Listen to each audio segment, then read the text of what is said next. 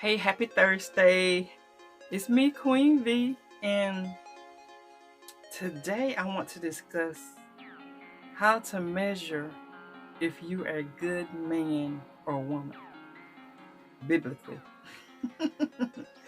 Okay, all right, so we're talking about how to measure whether you're a good man or woman, okay? And we're coming from Proverbs chapter 13, verse 22.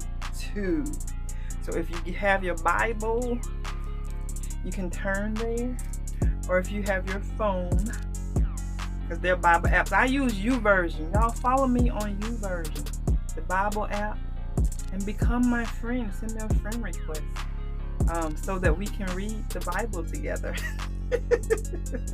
You can see my highlights. I can see your highlights. Okay, so Proverbs chapter 13, verse 22, it says, "A good man or woman leaveth an inheritance to his children's children." Let that sink in. A good man leaveth an inheritance to his children's children, and the wealth of the sinner is laid up for the righteous. So what is a good man? A good man, it doesn't necessarily mean saved. According to Strong's, a good man is a pleasant man, an agreeable man, a sensible man, an excellent man, a wealthy man, a kind man. And so you can be all of those things and not be saved, okay? So this is like linear. I guess it's linear because it passes down. So it's like a good man who's not necessarily saved, he will leave an inheritance to his children's children. But how the righteous man, a saved man, gets their inheritance is through the inheritance that was left for those grandchildren who are not saved. Does that make sense? So it's like a passing down. It's like a good man leaves an inheritance to his children's children, and the wealth of a sinner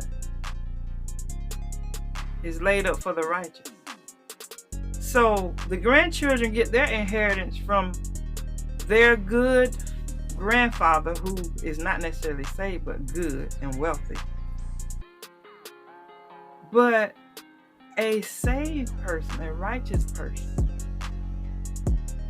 gets their inheritance from those that are not saved, because it's gonna be a transference from the unrighteous to the righteous, or from the ungodly to the godly. So good doesn't necessarily mean godly. It doesn't mean you're godly. It means you got some sense, you got some wealth, and you're able to pass it down to 2 generations.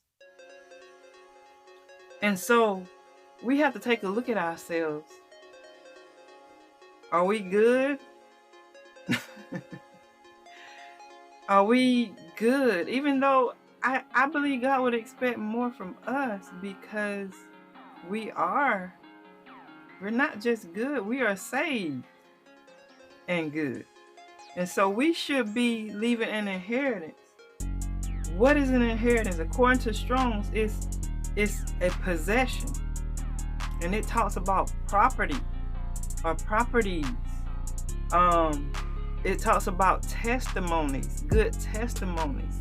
So it won't be a lot of sob stories. Oh, he didn't have no life insurance. This didn't happen, and our family was poor. It'll be a legacy of good testimonies, a legacy of land, a legacy of possessions. So a good man from Strong is an agreeable man, a pleasant man, a man to a higher nature, a good man, a rich man, a man that's valuable in estimation.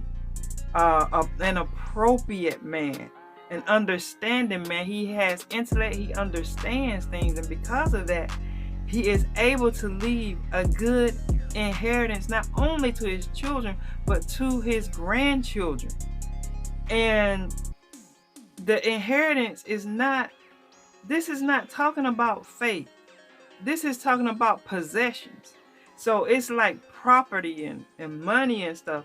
A good testimony, a good story of how he was able to acquire things and to do business per se, and that business go well. So that's what that is. So how do you measure a good man or a good woman? A good man or a good woman leaves an inheritance to his children's children. And like I said, good means valuable in estimation, sensible, has good intellectual nature, rich, kind, excellent, benign, ethical, right? You can be ethical and not saved. So I believe as a Christian, then we have a duty too. We have to be that good man or woman to leave an inheritance to our children's children as well. But not only leaving a material inheritance, but a spiritual foundation. The reason God prospered Abraham, and the reason God made a covenant with Abraham and his seed after them in their generation, you know why he made a covenant with Abraham? Is because God knew that Abraham would command his children until it got down to Joseph or Mary. And so things have to be passed down to get to the next generation in order for the future generations to be prosperous. There has to be a passing down. Does that make sense?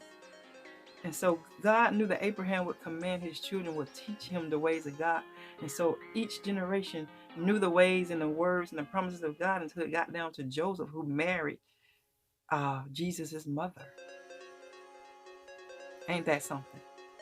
So, are you a good man or a good woman? Y'all have a good weekend. Remember to like, subscribe, share this video with someone who needs it. You can email me at sheisvic@gmail.com. Y'all have a good weekend. God bless you. I love you, and Jesus is Lord.